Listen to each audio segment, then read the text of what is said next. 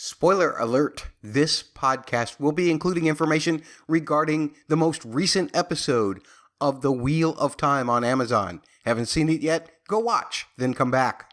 Part of Double P Media, doublepmedia.com. This episode of Bustin' Blockbusters is brought to you in part by Logain for Men. Apply Logain for Men just once a day in order to restore your male pattern 1 power loss. Available by prescription only, so contact your wisdom today and get back to breaking the world. Logain for Men. Side effects include delusion, as for instance having an imaginary friend, and paranoia, as in worrying that someone might break the world before you do. Apply only 1 application daily of Logain for Men, unless ordered by your wisdom. Having trouble paying for Logain for Men? Financial assistance may be available from Logain. Call 1-800-11-POWER. That's 1-800-11-POWER. I come from a land of Jordan. All right, here we go. No, we're not getting any. Not getting any dings today. Welcome to Bustin' Blockbusters. It's your one-stop shop for the Wheel of Time as this season 1 progresses on Amazon, and we are looking at season 1, episode 4, the Dragon Reborn, where all kinds of cool stuff happens. Reminder: we're going to be spoiling all aspects of this episode. No book stuff. I'm going to start doing special book podcasts just like I did this last week so that I don't have to worry about keeping Bubba, or I can keep myself in check when I'm trying to talk about it just for TV viewers. But you will get a special book episode for that. My name is Matt Murdock, and I am joined by a guy who can talk anyone into letting him stay in their farmhouse. It's Bubba. Matt, let me tell you, I am so glad that you're on the other end of this podcast, because I've been hearing voices all this time. I'm worried I've got the 1 power. Glad to be here. Glad you're here with me, sir. And don't worry, the disembodied voice that you are hearing is not any of the former dragons creeping around in your ear. That is for sure. Oh, no. It's great to have you back, because I found this episode very, very, very exciting. There were moments that I felt tears coming to my eyes. There were moments where I screamed out in sudden shock, as I'm sure many book readers did as well, but we'll leave that on the table and we can discuss it in the book section. But I just wanted to say that up front. Bubba, yeah, this 4th episode is the progression. We got 3 in a row. The story was moving along by that. Then we had to wait a week. How are you feeling about this week's episode, The Dragon Reborn? Well, is it okay to go ahead and give it a rating? Because that might give away how I feel about it. Well, do it. I'm going to give this episode 4 of season 1. I'm going to give it 8, what I like to call double L's out of 10. Double L's? Well, double L's is the scale I like to use when I want to know how much Logain is locked. If he's locked to 10, he's not getting out. But if he's only locked to about 8, there's a chance, especially by the end of the episode, Logain unlocked. This episode, I talk about clunky, and I think some of this clunkiness is from this story just really trying to pick up and grab as many story beats, as many story elements as possible. And so there is still a bit of clunkiness when we have to almost sideline Egwene and Perrin for a bit, because these other stories need to get going. But that said, the twists in these other stories, not in Egwene and Perrin stories, but the twists in the other stories are great. They're fun. As a non-book reader, I'm like, ooh, those yelling, shocking moments that you're talking about. I obviously am not yelling out because, that's not what happened in the book, or that is what happened in the book. I'm yelling out because, oh, snap, there's a fade up in the loft. Oh, I knew this farm was too cheap on the market. It didn't tell me it came with fades. I love Logain's escape, even though this feels like such a new thing out of the blue. And it's a new story element, and suddenly this new story element is blowing up. So I loved it. I was real excited. 8 out of 10. I'm still going to talk about the clunky part, but as a non-book reader, as somebody just getting into this world, getting into this tale, I love those big twists. I love everything. And so once again, I am just ready to hit play on the next episode. Excellent. Well, that's higher than you have the last episode. You've done it. Let's see, a 7, then a 10, then a 7, then an 8. So you're still right at your average of 8. Yeah. Yeah. So this is great. I'm giving this one, this is my highest score in a while. I'm giving this one a 9 out of 10 what I like to call double L's. Wait, double L? Yeah, just like you, I'm not referring to our wonderful loyal listeners, but I am referring to Leaf lectures. I loved the scene, as opposed to you who didn't so much like the Perrin and Egwene stuff, perhaps. But I loved the scene between Isla and Perrin because one of the things that they've done as a show is they've given Perrin this whole dark thing to take with him on this journey. And I felt like Isla's talk with him about turning away from violence is going to end up being a key character moment for Perrin. A great learning lesson, another double O there, but for Perrin. And I was so moved by her story. I thought that was beautiful. I thought it demonstrated the whole philosophy of this group of people. I thought it was great for world building, the whole thing about the leaf falls to the tree. It all revolves back to the wheel and reincarnation. And I absolutely love that. On top of that, I mean, we've got the double N. Double N? Yeah. Nynaeve the ninja. Or the ninja, I suppose, if you want to put it that way. All of this stuff at the end was so crazy. And I love the way that they built that Logain character up from the beginning. You flash back to him actually taking over Gai'don, however you say that city. You'll even have to forgive the semi-amateur book reader on that one. But I thought that it was just beautifully set up. I loved how they did pay off. The king had actually followed him and ended up dying at the end. All of that stuff was beautiful. And then, whoa, what happened at the end was just fantastic for me. But folks, that's what we think briefly. We're going to get more into what Bubba doesn't like about the clunkiness and what I do like about other things as well. But more importantly, we want to be able to share what you are thinking about this series. And so there's a couple of ways you can do that. We're going to beg you for feedback. You can tweet to @BustBlockbuster on Twitter, or you can tweet to @the letters PHQ, which stands for Podcast Headquarters. You can send emails to mattsaudioblog@gmail.com. You can leave comments on our YouTube presentations. Just go to youtube.com/c/double, the letter P, media, and you will find the YouTube there as well. And a whole bunch of topics on that YouTube. I mean, it's everything that the Double P does. You'll find stuff about The Mandalorian. You'll find stuff about His Dark Materials. You'll find stuff about Only Murders in the Building, a very popular show this last fall. Be sure to check those podcasts out as well. Bubba Solves Only Murders in the Building, and I loved that. That was a fun set of shows that you did there, Bubba, solo for the most part, except when Catfish would make an occasional appearance. We'll talk more about Catfish here in just a little bit. Nonetheless, those are all ways that you can contact us. Another way, you can talk directly to me on Saturday afternoons at 2 p.m. Central Time. That's 3 East. That's noon Pacific Time.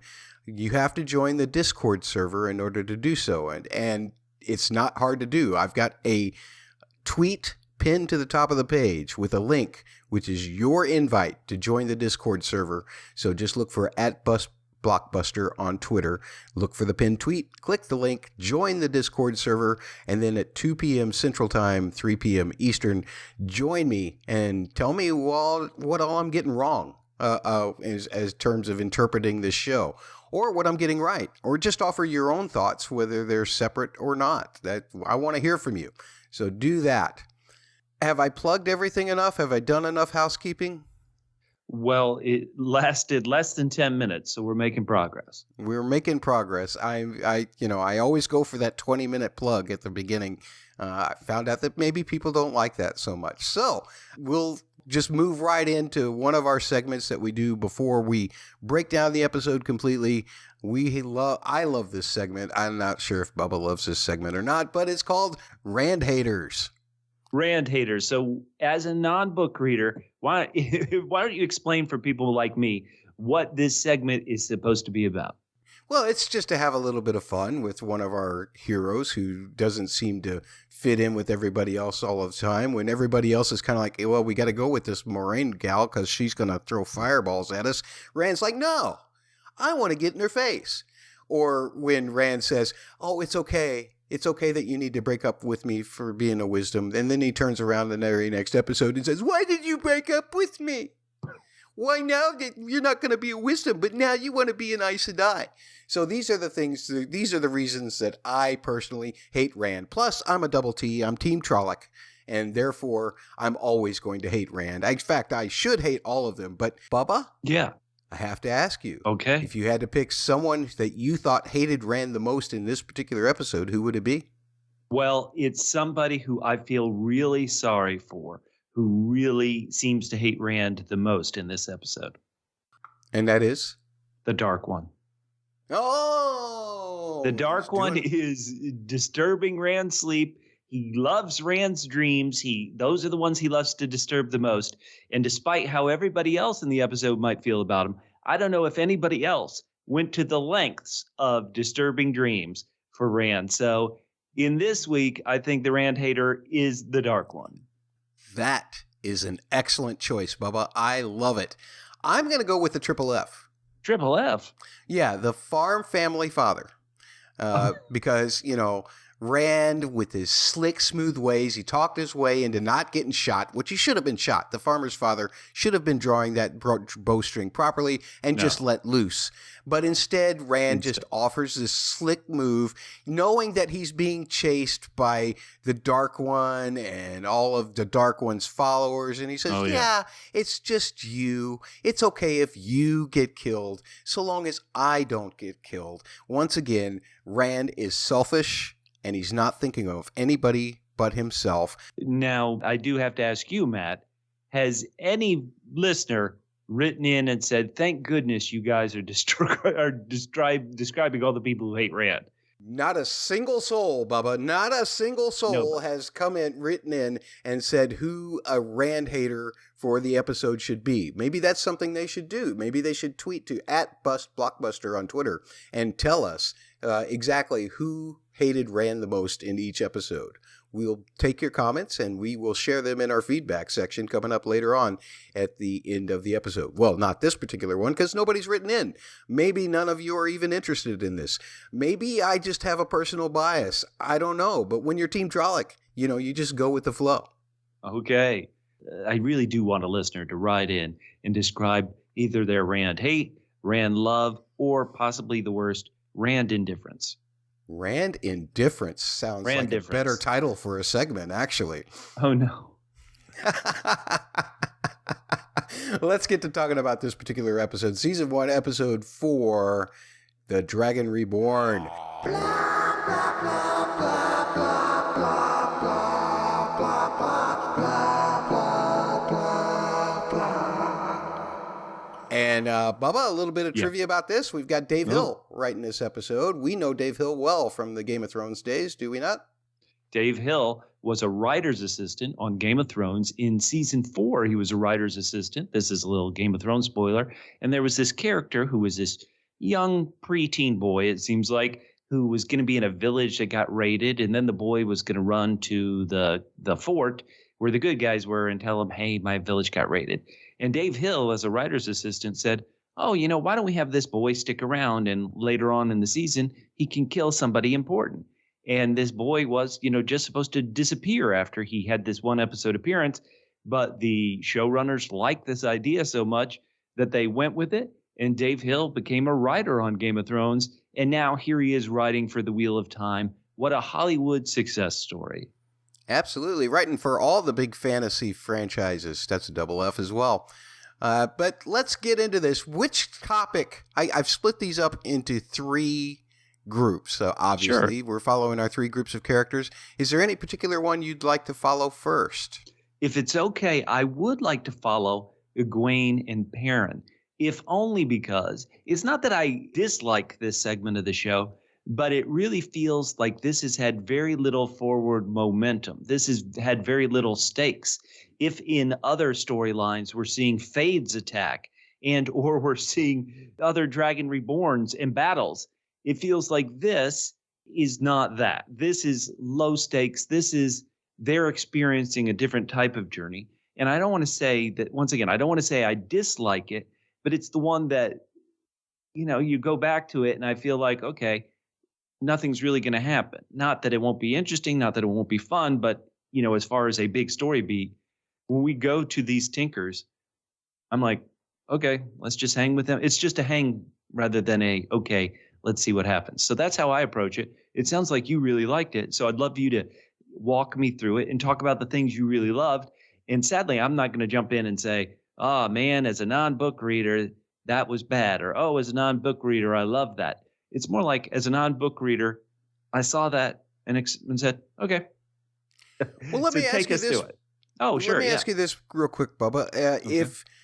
If I ask you what happened in that storyline, is there any single thing that you can point to? Do you feel like you know any of those characters better than you did before the episode started?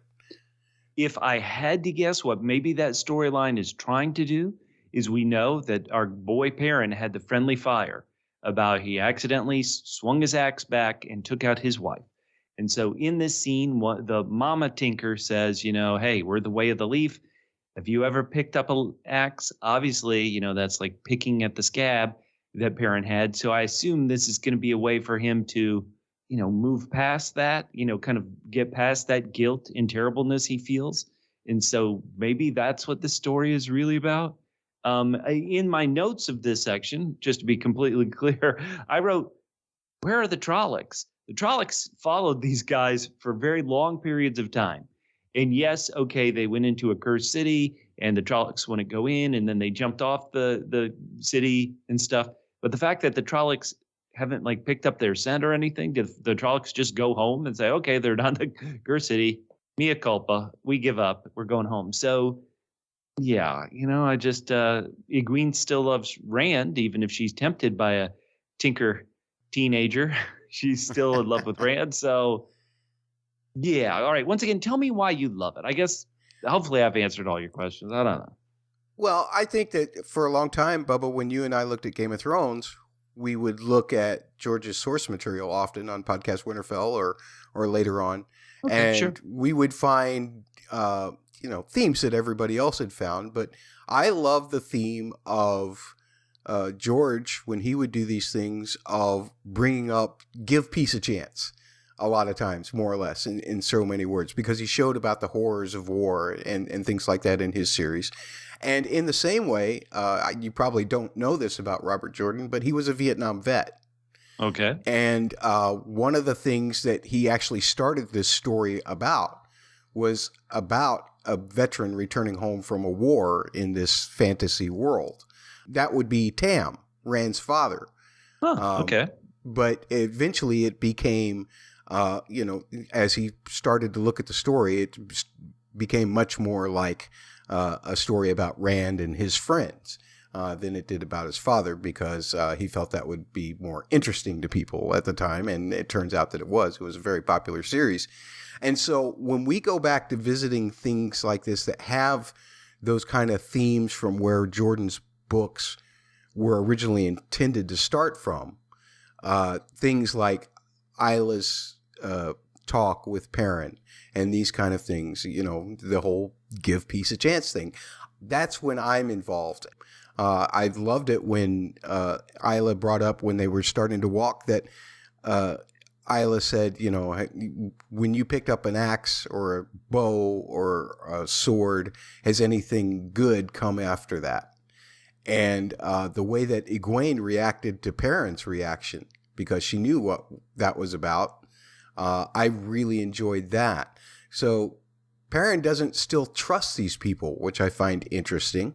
The Tuathans, they swear, the way of the leaf, no violence, let the wind blow. Aram says that the song is a silly tradition. It's basically sing me a song, you're the piano man, kind of greeting and what have you. The talk, I think I've talked enough about the talk between Isla and Perrin about making sure that violence is eliminated the next time the wheel turns and her daughter gets spit out by the wheel, her soul. And I found that story very beautiful and heartbreaking. And I love the fact that Aram is also exploring the possibilities of things outside of his world, just as Egwene is thrown into a world that she doesn't know. Something else that's very interesting in the last episode and in this episode, these two rivers people aren't fooling anybody about where they're from. No, Yeah. neither group is. Not Rand and Matt, and not Right. these two. Nobody. Yeah. Tom picked out that Matt was from the two rivers right away, and Aram obviously is like, oh, so you're from Whitebridge? Okay, sure. So I love the humor in that. The fact that all of these characters are trying to be stealthy, they're trying to hide what their true purpose is, and they're just no good at it. At least not any good at where they're from. Matt, as a non-book reader and just as a person outside of the Wheel of Time, if you're telling me, give peace a chance, what is the good in picking up a weapon? I completely would be on that message and on that message. But there's a huge but here. As a non-book reader, as somebody who's following this story and seeing you're being attacked by Trollocs and Fades, there's no such thing as give peace a chance with Trolloc and Fade. I really do not believe that. If they're supposed to be, this show is not on that message for me. So the idea that, hey, I haven't seen our heroes maybe fighting in a war with the White Cloaks or fighting with this person or fighting with that person. I've seen our heroes fighting, obviously, demons and evil entities. So if the show is trying to suddenly get me to see the, hey, give peace a chance message, it can't do it now. There's no such thing as peace with Trollocs and Fades. Kill them dead. That is it. That is what I'm saying. And so if this show is suddenly going to turn into, hey, hug your fellow Fade, it's going to have to go a long while before I'll be able to be on that train. Right. And I have not seen Perrin. Let me even go further. I don't imagine that Perrin was back in Two Rivers before the Trolloc and Fade attack. I don't see him as somebody who was especially violent, somebody who was out fighting all the time. And so that kind of message would make more sense to me, coming after the war, somebody who has been through maybe what Rand's father had been through. So, I think it's a good message, but it isn't connecting with me in any way. Listeners, tell me I'm wrong. Or tell him he's right. You can tweet to @BustBlockbuster or @ the word double the letters PHQ on Twitter, and just let us know what you're thinking in there.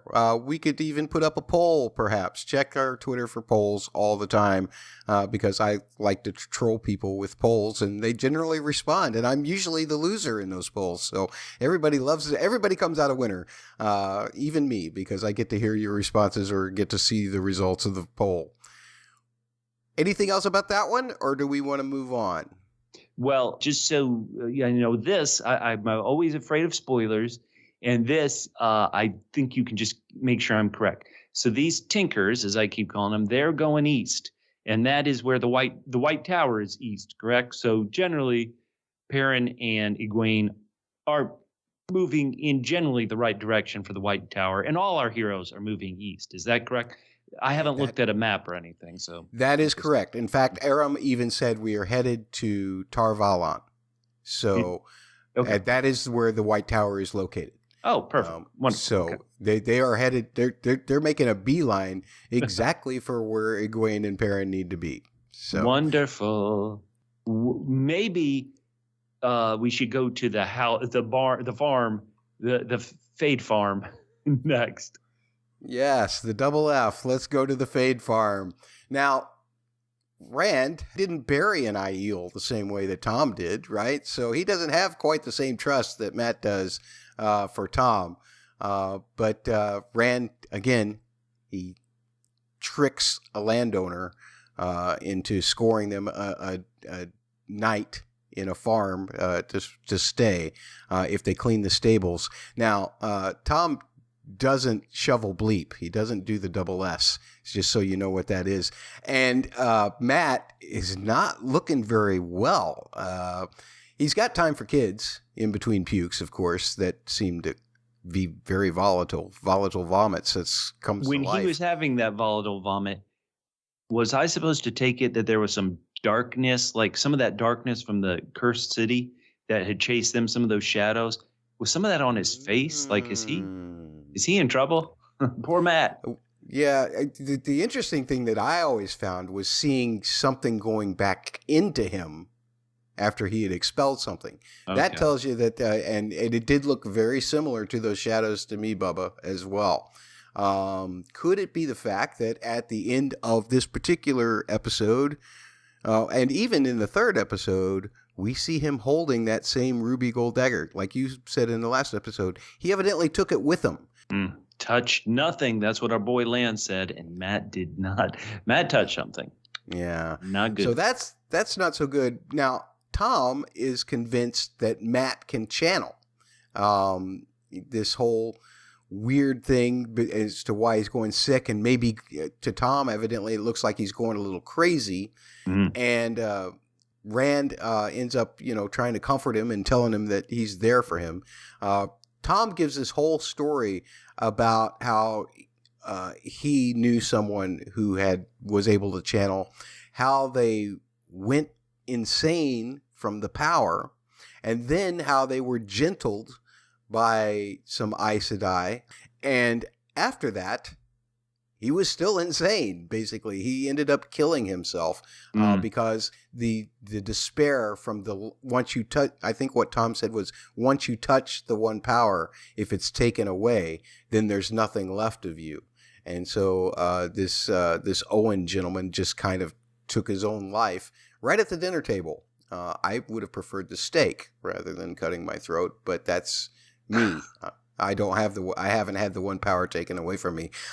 I've never had a single one power in my entire life, so I'll never have to worry about that. The other idea here is that I guess Tom doesn't seem to trust Aes Sedai, is something that I gathered from this as well. And I've noticed that neither Matt nor Rand have mentioned anything about Aes Sedai to Tom either. But clearly Tom, from his own personal experiences, recognizes something in Matt that made him think of this person that he knew that had the one power.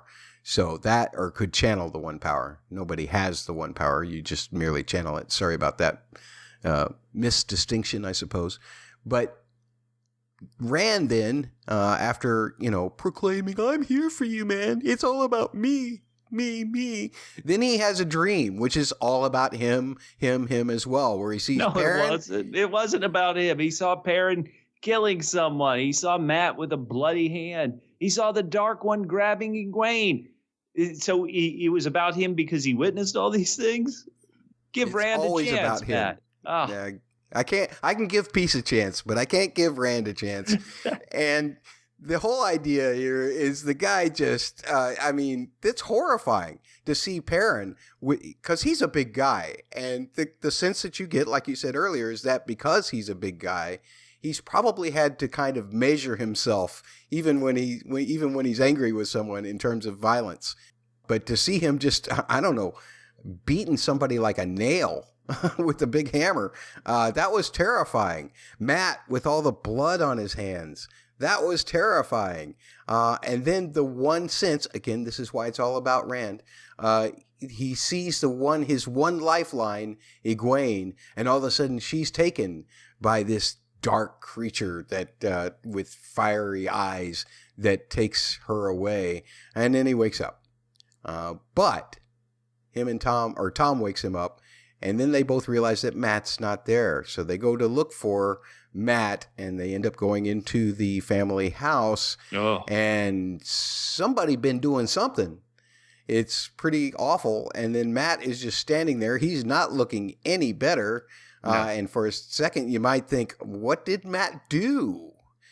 On the other hand, he pulls his dagger up and he points up to the loft. And lo and behold, we've got a double F, a floating fade.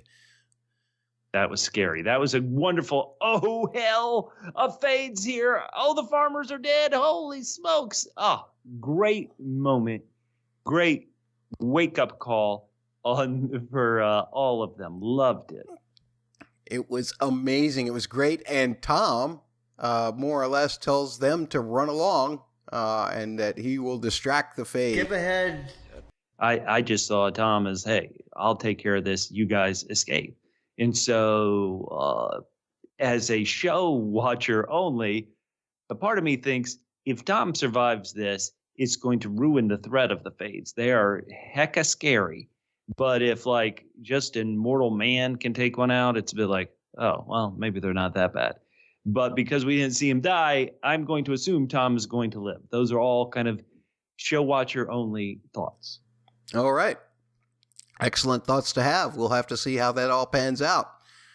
Can I say that there was the thing that happened right at the beginning of the storyline that I had missed in the crazy end to episode 3? And that was this, hey, our friend of the Dark One, she had mentioned there was a 5th option. I've seen the 5 of you.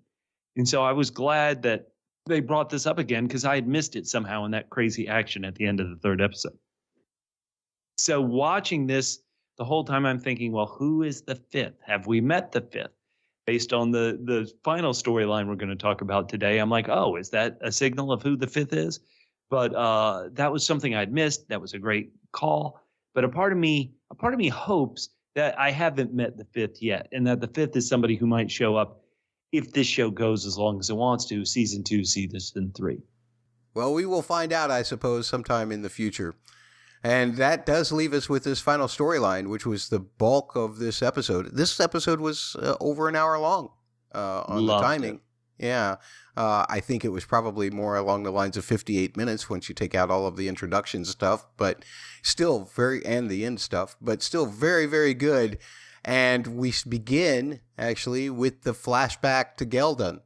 And we see Logain is this powerful channeler, and he tells this king that he wants to save the world, not break it, which, that's what everybody wants the Dragon Reborn to do. They want him to save the world, not break it. But after that, we get to the present day, and Lan is watching Liandrin, and as he does so, Nynaeve is watching Lan, and Kyrene is healing Moraine. She's one of the Green Aja who we hadn't met before. But as she's healing Moraine, she's weakened, not because of the healing she's doing to Moraine, but because of the hold that it takes in order to contain Logain's power, and the fact that these Aes Sedai have been having to do guard duty, 2 at a time, in fact. You gotta do it. You gotta do it. It takes 2 of them it takes a village, Bubba. It takes a village. Hey, can I say this about Logain? So he's been in a lot of trailers, which I've seen, and he was in obviously last week's episode. But it wasn't until he spoke in this episode that I went, wait a minute, I know this guy. And I started looking at him and I went, hey, this is the guy from Money Heist. I can't say the Spanish language title that is on that incredibly worldwide popular show on Netflix. And I haven't even seen most of Money Heist. I've only seen the first 2 episodes, so I'm not a Money Heist expert at all. But what's funny is in those first 2 episodes, you're like, oh, I like this guy a lot. And so the fact that I suddenly realized, oh, hey, that guy is Logain. He's the only, really the second, well, I guess the 3rd person I've recognized in this show. I recognized, obviously, the actor who played Roose Bolton in episode 1, and I recognized Gone Girl, Moraine, as an actress. But this was having this moment of, oh, hey, actor, you did this other thing. It made me like Logain, even though I'm not sure I'm supposed to. So it was odd realizing that in the flashback scene where he took the king as an unlikely ally. Love it. What did you think of Logain's powers when you first saw them? Were you impressed by them? How did you compare it to, say, Moraine ripping a building apart and throwing it at Trollocs? Well, his power, this is just show-only opinion, his power does seem more, lack of a better word, powerful, stronger. He's more in control of it. He can do maybe greater things with it. But it's this fine line. Like, I guess if you were to rank them, I would rather be a friend of his than a friend of the Dark One, even though I assume the Dark One has the most power of everybody. But he seems, he's more agreeable than the Dark One, in my own opinion, because I assume the Dark One has friends like Fades and Trollocs. So Logain, slightly better, slightly more powerful than Moraine is a show watcher so far. Excellent. All right. I was very impressed by the way they portrayed Logain's power. I thought it was wonderfully intriguing the way here's a person who is so powerful that the insanity has gotten him to the point to where they did the imagery of the past dragons whispering into his ear. Oh, yeah. I thought that was a nice touch. Yes. And I thought that all of that was a great build-up to the very ending, which we'll talk about, because he seems, at this point and throughout most of this episode, pretty much unstoppable. So I love that. Can I ask you a question? Sure. And just slightly turning away from Logain for a second. And that is, so during the scene, many of these scenes at the camp of the Aes Sedai. So this is the Aes Sedai and their warders at a camp, and it's kind of a big camp, and it feels like it's, not hidden or anything. So as a non-book reader, as a show watcher only, I suddenly start thinking to myself, well, how are they able to do this if there's this other powerful entity, the White Cloaks, who seemingly just want them all dead? And so in my own mind, I'm trying to figure out, well, how can you have a world where you have these Aes Sedai and you also have these White Cloaks, and yet, everybody knows where the Aes Sedai are. They're over in the White Tower. So why don't the White Cloaks just go kill them? So not that I want to know, but it made me start thinking about what exactly is going on in the world where the Aes Sedai don't seemingly have to hide. They can have this giant camp set up and not, I assume, kind of not worried about being attacked, even though later on in the episode they are attacked. So that was some of the thoughts I was having while this was going on. Now going back to Logain, my thought, even before the Red Aes Sedai, and I hope I'm pronouncing it, Liandrin kind of hints at this, is I was thinking, well, why not just kill him? If this person is that potentially dangerous and deadly, yeah, kill him, or I guess in the show's phrasing, gentle him, whatever it took. Why not just do it? So those were all kind of non-book reader thoughts watching this section. Yeah, and some of that gets explained as the episode goes along. They say the Amerlin seat wants a trial. If you don't know who the Amerlin seat is, okay, well, the Amerlin seat is somebody that they all answer to, all of the Aes Sedai. That makes sense. Yeah, that's what I assumed. Yeah. Okay. Yeah. So the whole idea here is the reason why Liandrin, even though she has been doing it, we saw her do it in the very first episode. She's been kind of taking a little bit of I guess, liberties with her position and making some decisions that she shouldn't maybe necessarily be doing, because Karene and everybody else seems to think that that's not the right thing to do because the Amerlin seat wants this. The Amerlin seat also seems to be very interested in Moraine. Karene is about to take her shift, and Moraine volunteers to step in because she's been powered up by Karene. And so the whole idea is, as Elena and I guess Karene are about to take over, Moraine takes over, and Alana steps in, and she starts asking some questions, some simple questions that Moraine says, what are you trying to do here? Who wants to know information about me? And she says the Amerlin seat as well.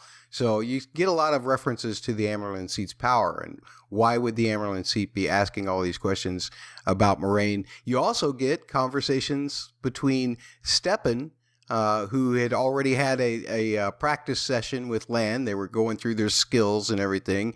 That's good old King Harold Finehair from the show Vikings. I love that guy as King Harold Finehair. I can't remember the actor's name. I'm sorry, but yeah, he was fabulous in this episode. And when he talks to Karene, they're talking about the fact that Moraine, and I believe you had this in your note, Moraine seems to be getting away with a lot more than any of the rest of the Aes Sedai. For instance, if Liandrin was found out to be doing the things that she's been doing and what the things that she's calling for now, perhaps the justice for Liandrin might not be the same as it might be if Moraine did this. So I thought that the politics that we're seeing being played within the Aes Yes. Sedai was very, very interesting as well. Yes, I had that exact same note about all these political maneuvers and machinations. Fascinating that the Aes Sedai aren't one kind of monolithic groupthink. And that's also very true of a George R. R. Martin type story. So I loved that. I love the games between them all. And Nynaeve is finding out a lot about the Aes Sedai. Leandrin decides to give her a lecture on which colors mean what, which we don't hear all of, but it was kind of fun to hear some of the explanations. It becomes pretty obvious that if you're going to go to war for the One Power, you deserve to have a pretty decent life filled with men. All of the Green Aja seem to really take their warder's devotion pretty seriously, and just to put it that way. Some of them even double dip, if you might, in terms of like Alana. So I love that comment between Alana and Moraine saying when she said, I could never be a blue. I could never settle for just one warder. I thought that was fantastic as well. And the Green Aja are the Battle Aja, as we find out throughout this episode. They're the ones that do a lot of the fighting, and they do a lot of the other stuff. And so Leandra, purposefully, I love this too, mispronounces Nynaeve's name. Did you see the look on Nynaeve's face when she did that? That was a little thing for us book readers. Oh, good. We love that. So that it's like, don't call her Nynaeve, don't call her Nynaeve, call her Nynaeve. So I love that. I thought that was a nice little play there by whoever wrote that line. Wonderful on that. Moraine evidently is going to have to do a double shift because people are changing around. She's with another warder there, and Nynaeve joins the warder's fire. Yeah. As the guys are just kind of hanging around, and they have some jokes. She gets a lesson about the Aes Sedai bonding that we've already talked about. And she gets the meaning of the word Aes Sedai, servants of all. From King Harold Finehair. Actually, the warder's name is Steppen. Okay. So love that. And Moraine then retires after all of the trolloping around there. Not trolloping. Frolicking. Trolloping. Oh, okay. Trolloping, drinking, merriment. And the stuff that follows merriment at a bar for 1 out of 11 people. And Moraine tells Lan that she doesn't know if Logain is as strong as Egwene. You've been following Egwene this whole time. What did you think about that comment? I wrote no notes about it. I didn't have a feeling yes or no on either. I was like, I think. Dare I say it? I think Moraine would have the same opinion as me. Is like, maybe. She didn't know quite what to think. I love the fact that Lan blamed himself for what happened to those kids, those darn kids, and Moraine kind of says, it happens to us. It doesn't happen to just you. And all of a sudden, Lan's like, oh. Every time I drink, you get emotional. I thought that was funny. Are you getting the sense, Bubba? Hopefully they've stepped this up, and I think they even did in the first episode with Lan and Moraine. But as Steppen had called this bond between the warder and the Aes Sedai as being deeper than a husband and wife, as being stronger than a parent-child relationship. And then you see the way that later on Steppen reacts as what happens to Kyrene. That whole thing, I think, implies at least some kind of telepathic ability to transmit, at very least, emotion. The more they do it, the more as a non-book reader I understand it and I remember it. It was like, oh yeah, this is how this works. So it's been 4 episodes. I feel like in episode 1, it didn't really get stressed too much because I didn't pick up on it. But as they've been going, I get more and more, I begin to understand the relationship between them. Let's see, where are we at here? The next day, I suppose. Mm-hmm. And Nynaeve is learning a little bit about Lan, that he's from a place that had 7 kingdoms that evidently fell. And then she offers her own kind of gesture in the old tongue, which she doesn't really know, but she evidently learned these words from her parents when their village was attacked. And I remember Moraine in the first episode telling Nynaeve, yeah, weren't you adopted by the local wisdom there? And then, Right. So this is how she lost her parents. And the words are pretty moving once Lan explains to her what they are. I felt that was a very nice connecting moment for the two of them. Did you get any kind of vibes that Nynaeve is now kind of stalking Lan? That maybe she's searching his Instagram a little too often? No.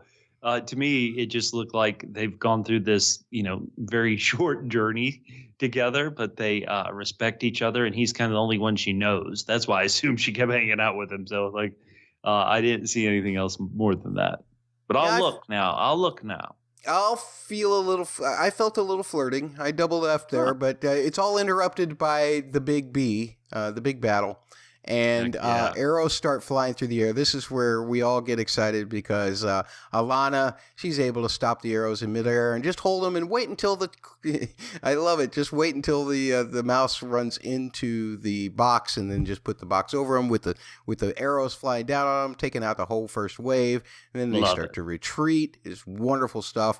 All kinds of mayhem and confusion and chaos happening. I remember just recently seeing a YouTube video reviewing this and saying that some of the battle shots reminded them of an ambitious student film, the way with all of the handheld and all of this stuff like that. So I personally thought it was fantastic. I thought it was exciting. I love handheld stuff because it makes you feel like you're more of a documentarian watching it. You're there in the moment than stuff that's on a crane or on a dolly, I suppose. So I loved all of that. Any thoughts about this so far? No, just that this is the jolt the show needed. This is the jolt the show needs. And I always go to my notes, and sometimes they're just simple like, oh, no. And that's for a moment that's coming up in a little bit during this battle. All right. Well, the battle happens, and I'm going to do this just like a script where it says they fight.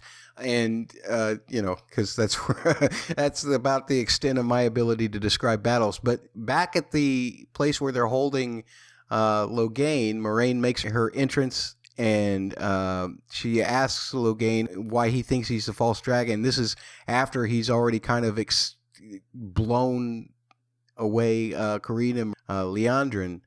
And then Karina, Moraine, and Leanne try to shield Logain again, but he manages to get off this shot of his one power, and Karine sees that everybody's going to get hit, and so she takes away her shielding power and shields Leandrin and Moraine from his shot, which ends up basically sacrificing herself for the two of them, which was very moving.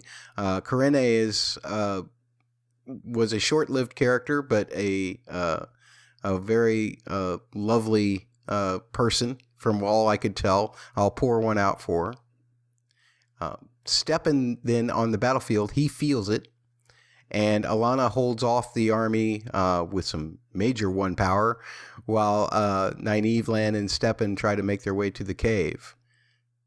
Go ahead. So good. Sorry, I just want to sing the praises. Why did this show get an 8? Well, obviously the Fade attack was pretty good, but this was also just good. My notes sometimes are like, oh snap, Logain got free, and then the final beat of the moment where one of our heroes powers up. They're wonderful. Yeah, absolutely. And once Steppen gets there and he sees what's happened to Karine for his own eyes, even though I'm sure that he's felt it, he attempts to do his little axe move on Logain, and the axe gets through the Aes Sedai shielding his use of the one power, but because within that, Evidently, he still has access to the one power, which that seemed a little weird to me. That's a Matt's tomato, folks. That's what I'm talking about when I do Matt's tomatoes. They're things that are pointless and meaningless, and they don't mean a thing. But I'll continue to do them because I've been doing them for 11 years, and that's my thing. So that's what I do. But at any rate, it ends up blowing the axe blades back at all of the group of Aes Sedai who are trying to shield him. And oh my goodness, there's some major casualties going on here. Terrible. Moraine's got this thing stuck in her side. I guess it's left side. So there goes the spleen for Moraine. And also Lan ends up with his throat cut by one of the axe blades as well. And he goes down and he is bleeding out. And Nynaeve managed to miss all of this stuff. She was behind the correct rock, I suppose, as fate would have it. And she gets down to Lan and she is destroyed and angry. And she just says, no, beats down on his chest.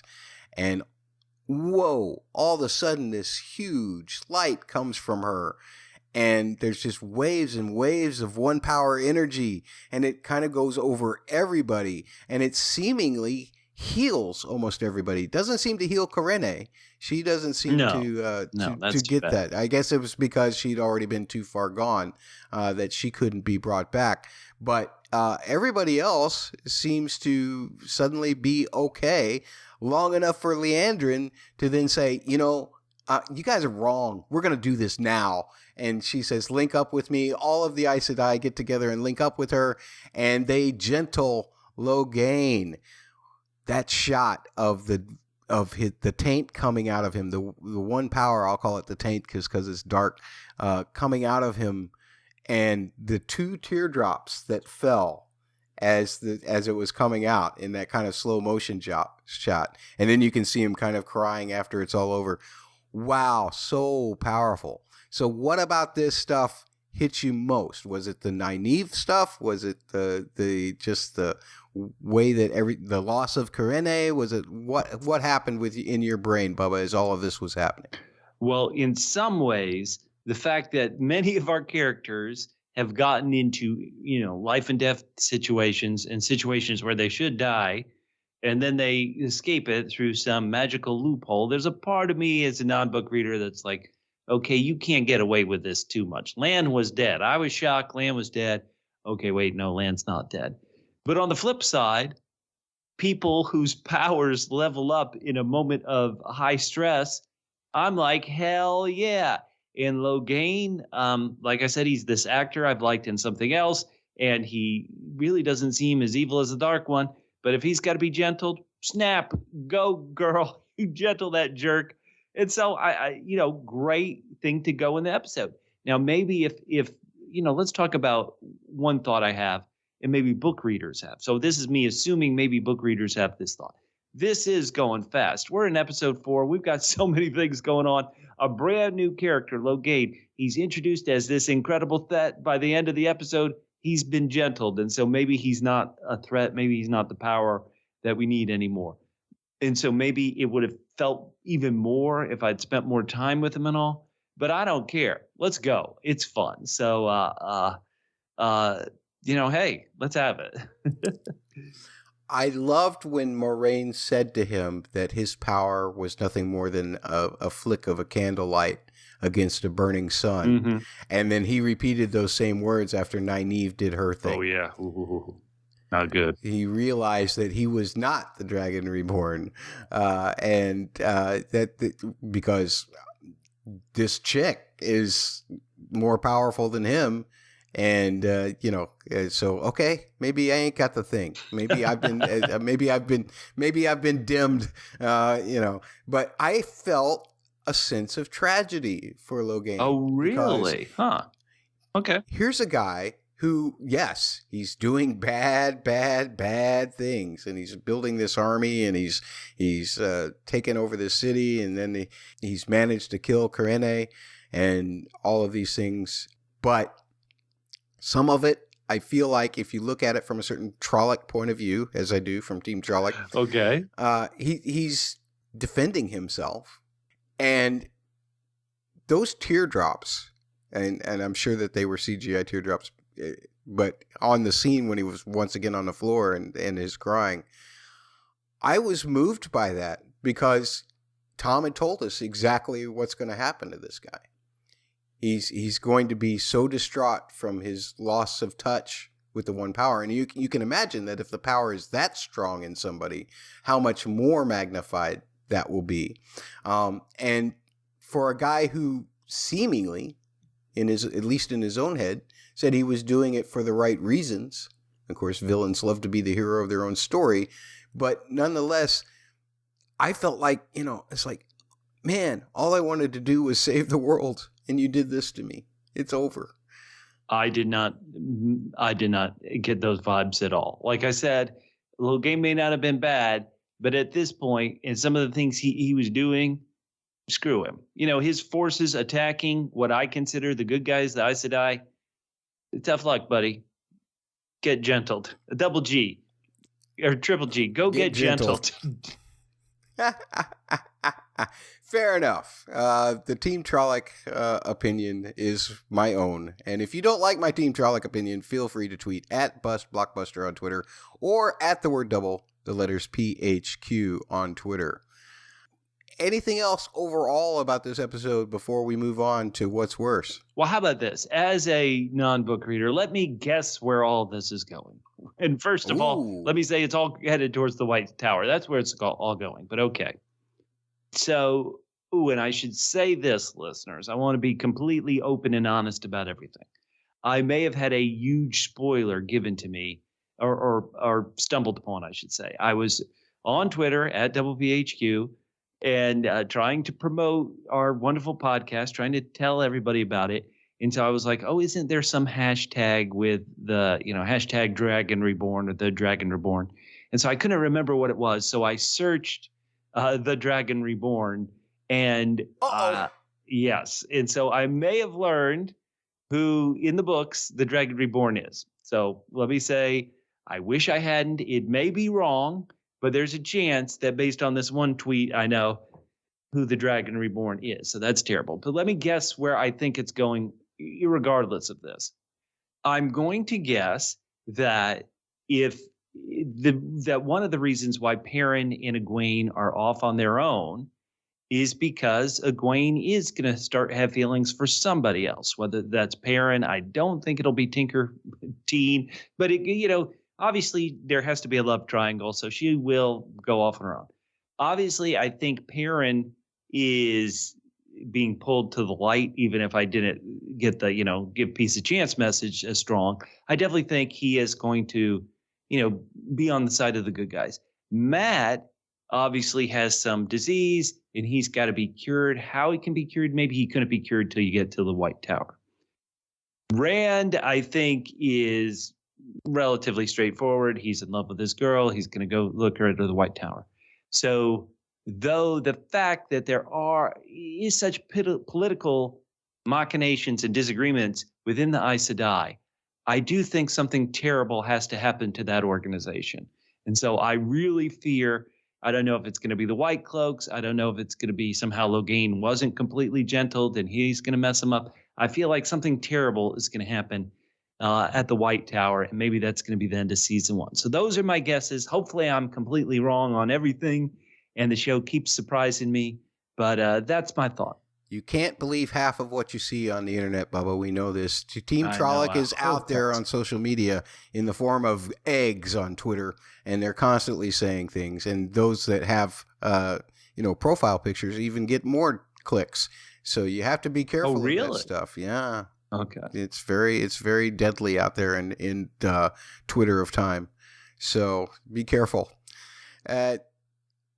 I don't know what's worse than that, actually, being spoiled on the internet by something. That's terrible, Bubba. I feel bad for you. But we will see how your other predictions pan out. So that's lovely that you made them. Bubba Predicts, a new segment on this podcast. But what's worse than Bubba Predicts? It's What's Worse. What's Worse? So we try to make some situational funny comparisons of a couple of situations, and then we do it high school debate style, where one side argues one, or one side is argued by one and one side is argued by the other. One of these days I'll learn how to explain this segment in a way that people can understand it, but not today.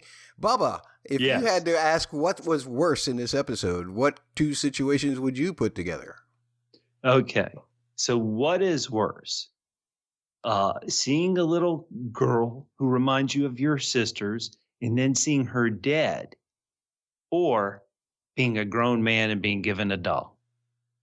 Well, that's a good question. I think that even worse than being a grown man than being a doll is being a grown man and being given a doll and then leaving it behind as you go off riding on your horse. Oh, man. That was awful.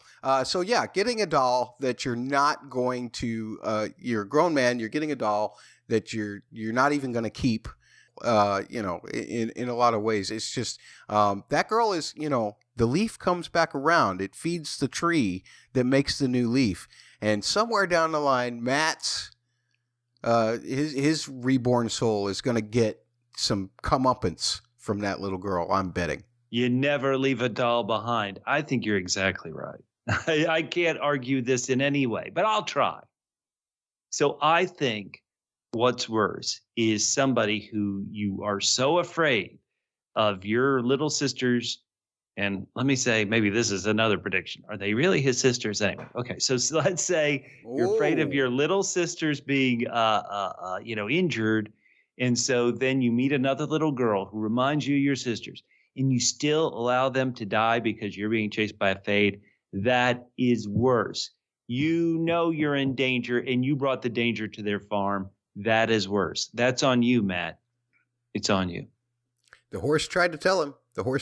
Hey, I don't like you. I don't want to be here. Heck yeah. Kept going crazy around him, just like he's going crazy. I don't know what's going on with poor old Matt, other than the fact that he seems to have taken, he's got a stowaway with him somehow, it seems like. His stowaway shadow, that's a double S.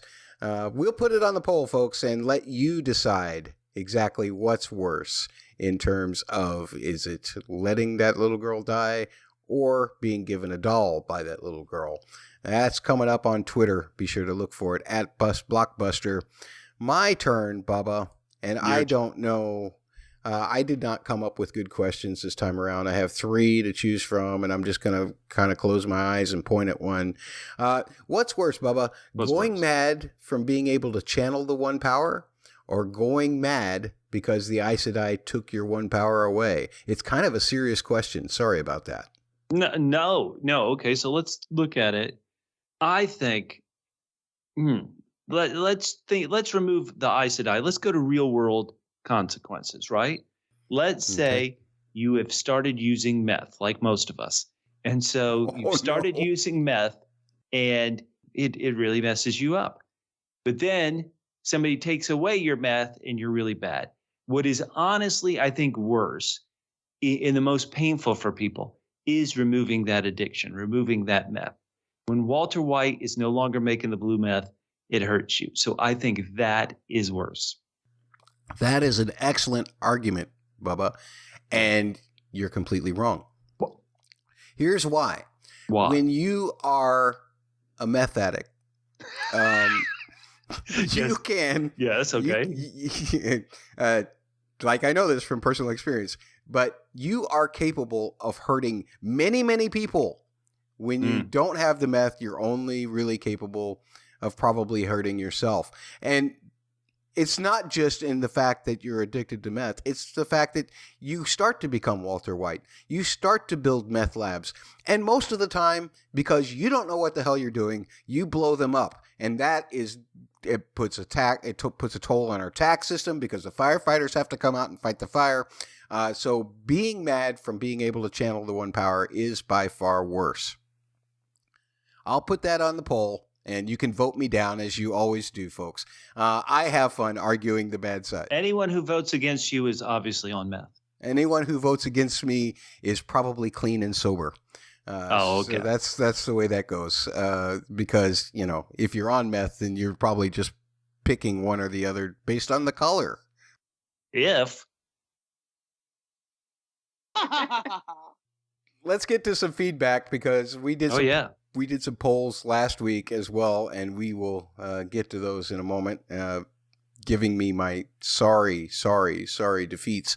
But first of all, we want to thank Bob Shimoto, who left a review on the Blockbusters page on Apple Podcasts. Thank you so much, Bob Shimoto. We've seen you around. You've left a lot of reviews on all kinds of Double P podcasts, and we really appreciate you taking the time to reach out and leave a review. Folks, find us on Apple Podcasts or wherever you get your podcasts, and if it lets you leave a review, leave a review.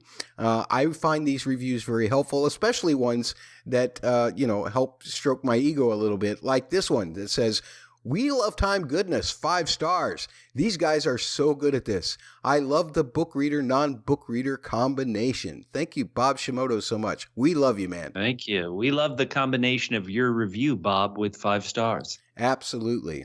Now, on to the places where I'm always wrong. I am so far, I believe in all of the polls we've done, I'm 0 for whatever the total of the polls we've done, Bubba, when it's you against me.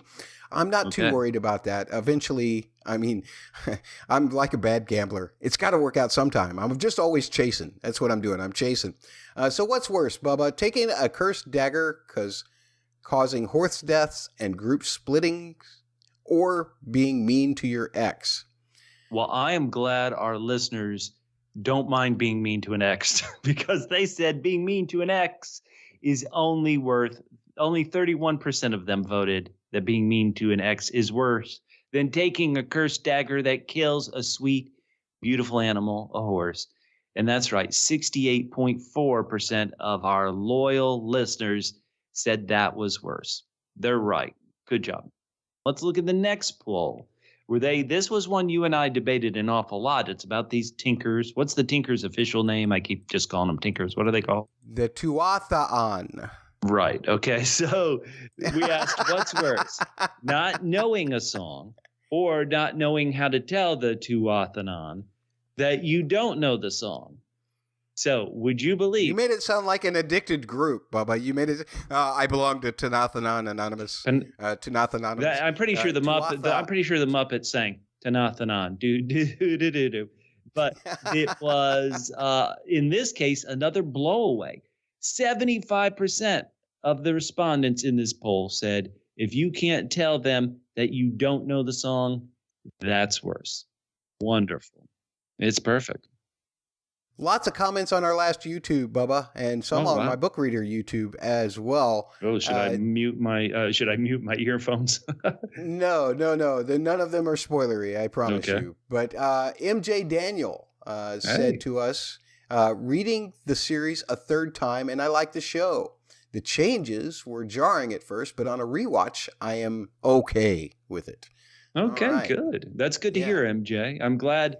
I always say this, but I want everybody to love the show. Even if I complain about what I find as clunky moments, I never want anybody to agree with me. Your opinion is what matters, and thanks for saying that. Yes. Double Null Test Channel asks the most important question that the showrunners want you to ask. How long before we find out who the Dragon Reborn is? Well, at the rate that we're going... you could just search Twitter like I did accidentally. Yeah.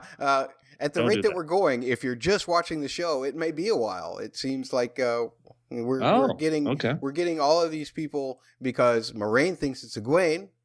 That rhymes. And then Nynaeve does her thing. We've seen Rand use some of it. Matt's got some weird thing going on that's fooled Tom. Everybody's got a little something. We haven't seen much from Perrin, which is... Now, did you just imply that Nynaeve is a candidate? Is she the fifth? Because you just said Nynaeve's doing her thing. Well, what would you call what happened to her? And a case of the Mondays. The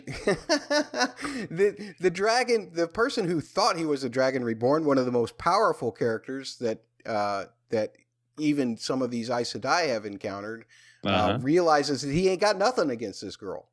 Well, you said Moraine thinks it's Egwene, but Logain thinks it's Logain. How you like that, Ryan? Oh. Priscilla A. Matilda says, I'm so happy with your back and forth, guys. Never change. Guess what? What? My live on the episode is famous in Brazil. Oh, great. Unfortunately, people tuned in because they thought they would be watching the series for free. Ooh, bad marketing there. No, it's good marketing. Get those clicks. Excellent work, Priscilla. We're jealous. We're going to name ours the same thing. Yeah, I hope that you're monetizing your YouTube channel. That one single hit could buy Bubba's next house. Anyway, after a laugh, she says, Uncle Bezos would never let them. That's for sure. Jeff Bezos, for sure. And I love the opening sequence. I thought it explained visually the lore brilliantly, and I was impressed. Well, let me say, Priscilla, I love all of your comments. Also, because I'm pretty sure none have been spoilery and they haven't spoiled me. So, Priscilla, keep leaving those comments. Same for Null Test Channel, I think it is. And MJ Daniel, leave them. I love them. All right. Comfy says, wow, this was so enjoyable to watch or listen to. Loved the back and forth between you guys and the general levity. Bubba's much better at that than I am. I try too hard. Keep up the great work. I will continue to try to keep up the great work. I've read the series 4 times through. Whoa, wow. Comfy. Great job reading it 4 times. Wow. And really like that they've captured the core of the characters I've known and loved for such a long time. Wonderful. Excellent endorsement. Yeah. It's been most enjoyable to watch new fans puzzle things out, new fans like Bubba, and get invested in these characters. And it makes me happy that we are getting new Wheel of Time content. Excellent. Great. Maybe Comfy, you could answer this. I don't think this is spoilery. Maybe Matt, you could.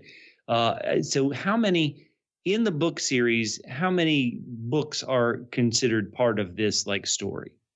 Of the entire, you mean Robert Jordan? Yeah, the Robert Jordan Wheel of Time, Excellent. Story. All right. So there are 14 books total plus 1 prequel book. Okay. Can a show get through 14 books? I mean, whew. Yeah, that's going to be crazy. The Last Kingdom's been going through about 2 books a season? Right. And it's going to end with 1 more season, aka maybe 2 more books and a movie. And so that technically, it would be very hard for me to see because there's about maybe 6 books that would be left to do in a season and a final movie. And so I don't know. I'm sure they'll skip a lot of book storylines. So it'll be interesting. Okay. Well, that's interesting to know too. We'll be covering The Last Kingdom, new season on Netflix when it comes out in 2022. It is 2022, correct, Bubba? That's currently the plan. That's currently the plan. Yeah. All right. Be sure to check out Double P podcast feed for that particular podcast coverage. Bubba, do you have a special title for that, or is it just The Last Kingdom? We just call it The Last Kingdom Season Blank Review, Season 2 Review, Season 3. We've done all 4 seasons so far. Yes, so, and you should watch that show because destiny is all. Destiny is all. There it is. And the most important, perhaps the most pertinent question that anybody could ask us on YouTube was presented by Simon, Bubba. What did Simon ask? Well, in all caps. Simon asked, where is Catfish? I do not take offense to this. I know it's just merely concern, Simon. I know you're only concerned about Catfish's well-being. Relax. He's okay.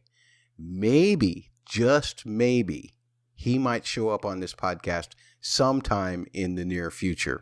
We were going to try and offer you a nice surprise this particular podcast, but schedules kind of collided and Catfish was unavailable at the only time that I was available to record. And these kind of things happen.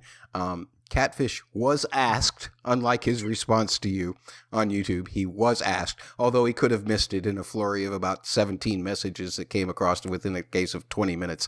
I don't blame him for that. But I'll call him out for it all the time, anytime, anywhere, because I'm Team Trolloc. So love that. Love that you asked for Catfish. Catfish will definitely be back in the Parsec Passion podcast coming up this December, and they will be covering the Book of Boba Fett on the Mandalorian Parsec Passion podcast. That's a lot of P's. which Can you Bubba believe we're going to be covering the book of Boba Fett and none of us have read it?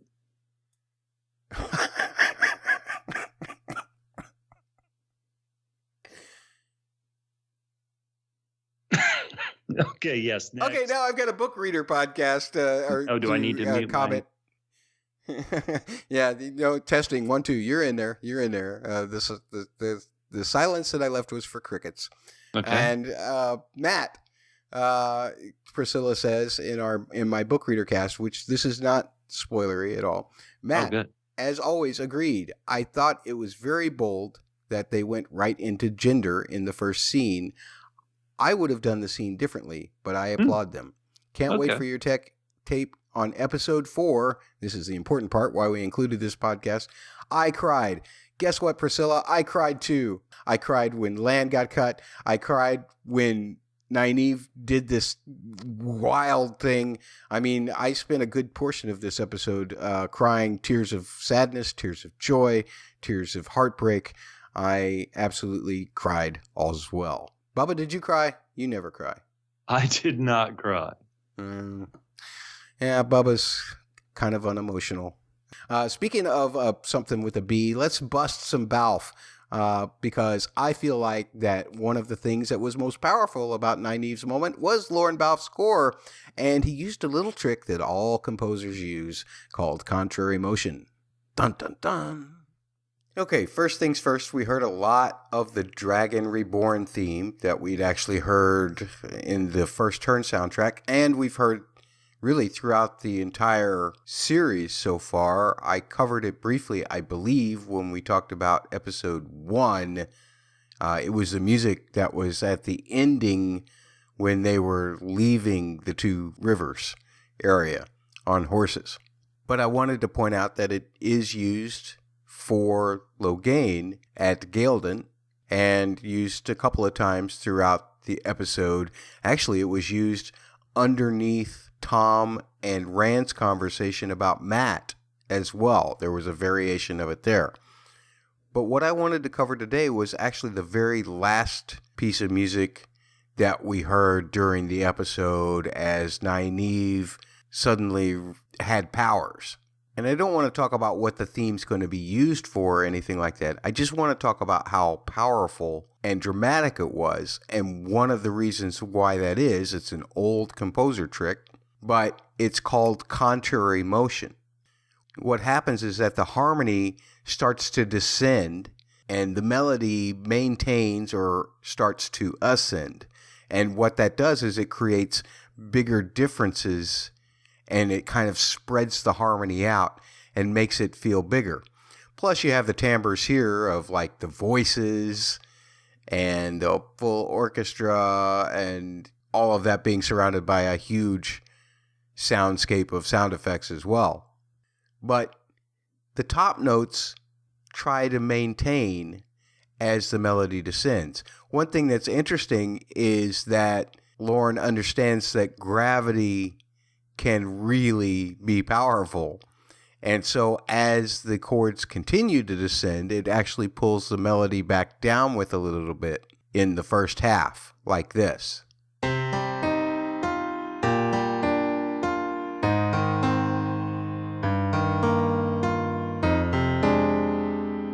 So as you can hear there, the melody really tries to stay up there until eventually, no matter how high you jump, eventually you're going to hit the ground again, right? And that's what happens right there at the end.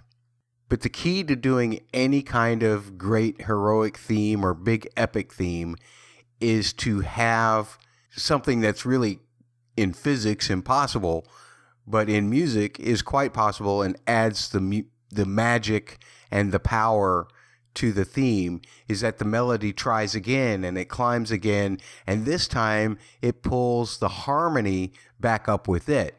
So it's almost like if you were jumping off the ground and instead of really you falling back to the ground, you're actually pulling the ground back up to your feet. And so you're technically higher than you were before. And that happens in the second half of this melody like this.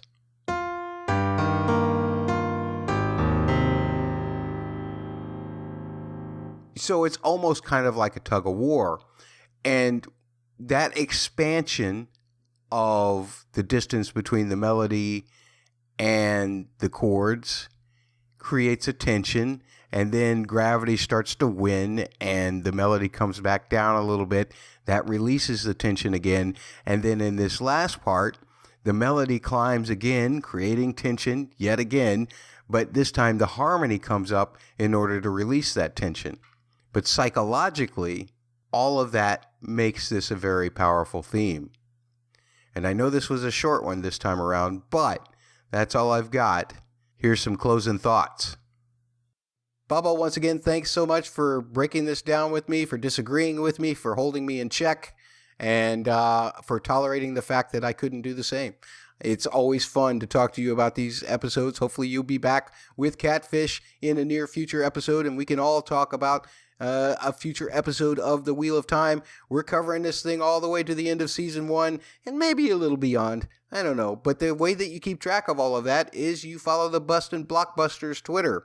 Now, it's not Bustin' Blockbusters on Twitter. It's just Bust Blockbuster on Twitter. I couldn't afford the extra characters.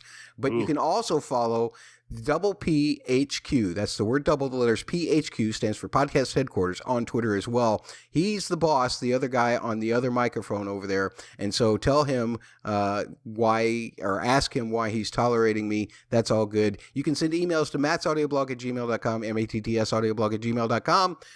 Check the Twitter. Find that Discord link. If you want to tell me that I'm not registering with your thoughts in terms of this show goes, you can tell me in person. If you follow the Discord link that is pinned to the top of the @BustBlockbuster Twitter page, and then show up at that Discord server at 2 p.m. Central Time, that's 3 p.m. Eastern, and that's noon at Pacific, on Saturdays after a new episode airs, you can absolutely tell me what you think about this episode. And, I'm going to tolerate you telling me what you think of me as well. That's perfectly fine. Bubba, thanks so much for joining me. If people want to talk to you personally, not in a spoilery way, how do they do so on Twitter? You can find me on Twitter @FitandTrim. That's FITTENTRIM, @FitandTrim on Twitter. Yes, because he is fit and trim, ladies and gentlemen, as the past videos have demonstrated. We'll see you next time.